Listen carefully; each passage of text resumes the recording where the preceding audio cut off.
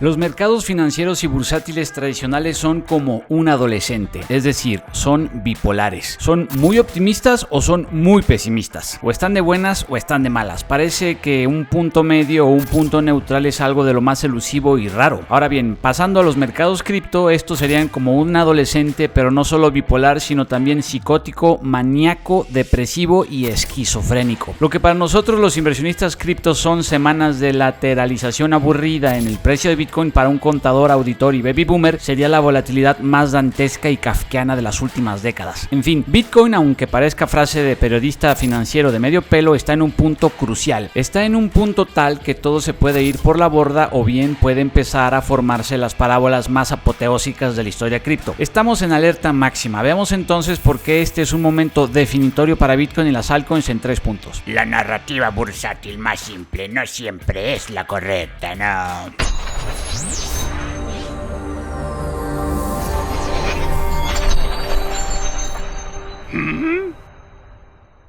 Recuerden, CryptoPadawans, que no tenemos grupo de Telegram y nunca los contactaremos en los comentarios para ningún servicio de asesoría. Mucho cuidado, por favor. Lo siguiente, una recomendación de inversión no es tampoco asesoría financiera, no. El objetivo de este video educativo es... En los mercados financieros tradicionales, cuando entra el pánico, la lógica falla y las emociones toman el control. Pero en cripto las emociones siempre están en control. Las emociones siempre están gobernando todo el contexto. De ahí que un ciclo cripto es como 3 en los mercados tradicionales. Pero bueno, eso ya lo sabemos todos. Punto número 1. Recapitulación y criptoestatus actual. Como bien decíamos el video pasado, recientemente hubo un cambio para mal en el sentimiento generalizado dentro del contexto de los mercados bursátiles tradicionales. El S&P 500 entró en terreno de corrección y el Nasdaq Composite se acercó al más temido aún territorio del mercado bajista o bear market. Y hablamos de cambio para mal en el sentimiento de los mercados tradicionales porque los únicos indicadores realmente negativos son las encuestas justamente de sentimiento. No hay datos negativos duros y concretos para la economía de Estados Unidos, no. Y si estas encuestas sobre consumo y sentimiento de la economía llegaran a convertirse en datos realmente negativos, esto solo se manifestaría en Estados Unidos. Europa parece estar más revitalizada que nunca por el cambio de 180 grados en Alemania en su postura de endeudamiento, y hasta el Partido Comunista en China parece estar dispuesto a darle más control al consumidor con tal de lograr el famoso 5% de crecimiento para el Producto Interno Bruto en 2025. Y parece que los cambios en Europa como en China los provocó Trump. Pero como Estados Unidos sigue siendo la economía más importante del mundo y además el país con la mayor cantidad de capital dispuesto a ser invertido en activos de riesgo, este cambio negativo, aunque sea solo o particularmente en el sentimiento y en encuestas, se ve reflejado y tiene un impacto concreto en Bitcoin y el resto de las criptomonedas. La economía de Estados Unidos a lo mucho meramente se está desacelerando, sí.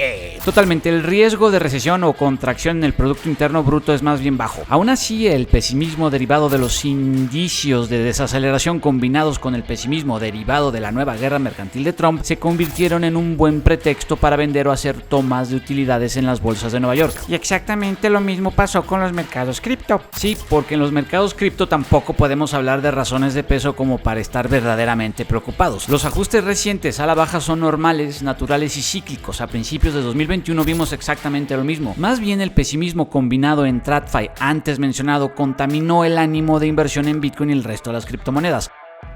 Recordemos que con que Bitcoin no baje del Golden Pocket o el soporte formado entre los niveles de los retrocesos desplegados desde 100.000 hasta 15.400 de Fibonacci de 0.65 y 0.618, que es lo mismo a 69.000 o el máximo nivel alcanzado el ciclo pasado, todo está bien. El bull run del actual quinto criptociclo seguirá. Y la gestación de un alt season también seguirá en curso, sí.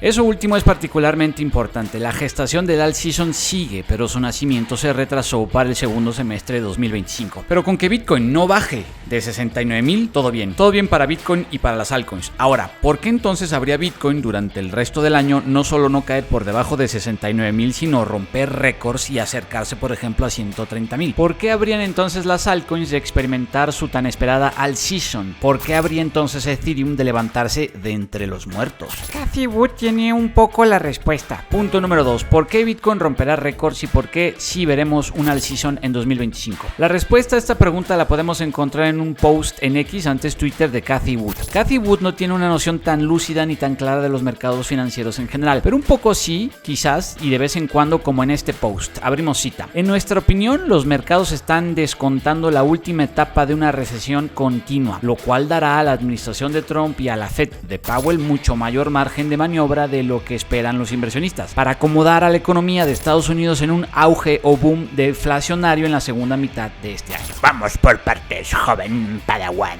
Con recesión continua o rolling recession, como dice en la cita original, Cathie Wood se refiere a un tipo específico de recesión que va afectando negativamente a la economía, pero sector por sector, y no a toda la economía al mismo tiempo. De ahí que muchos no puedan notar o percibir la desaceleración o hasta contracción, sector económico por sector económico, de dicha recesión. Pero el punto es que según ella, esta recesión continua, invisible o imperceptible está en sus últimas, y al mismo tiempo esta recesión está enfriando o reduciendo aún más la inflación. Y si la inflación se está enfriando por esta rolling recession, entonces no tendremos el peor escenario, estanflación. Exacto, el peor escenario, estanflación, alta inflación y contracción económica, ya tienen una probabilidad hoy más baja. Parece que lejos de eso tendremos hacia la segunda mitad de 2025 una inflación controlada y la última etapa de una rolling recession, que para los que no la vieron solo habrá sido un semestre más de desaceleración económica. Al enfriarse o bajar más rápido la inflación, como dice Cathie Wood, la administración de Trump podrá enfocarse, una vez que deje de lado su guerra mercantil, en desregular el sector financiero y bajar impuestos. En Trump 1.0 se bajaron impuestos y luego empezó la guerra mercantil, pero en Trump 2.0 es al revés, sí. Pero el orden de los factores no afecta el producto. Una vez que pasen las falsas amenazas arancelarias o veamos que tendrán estas un impacto insignificante, vendrá la parte pro crecimiento y pro mercados de la administración de Trump, pero con una base sin tanta inflación por la última etapa de la rolling recession y por la incertidumbre, curiosamente, de la guerra mercantil de Trump en sí. Entonces todo fue plan con maña desde el principio.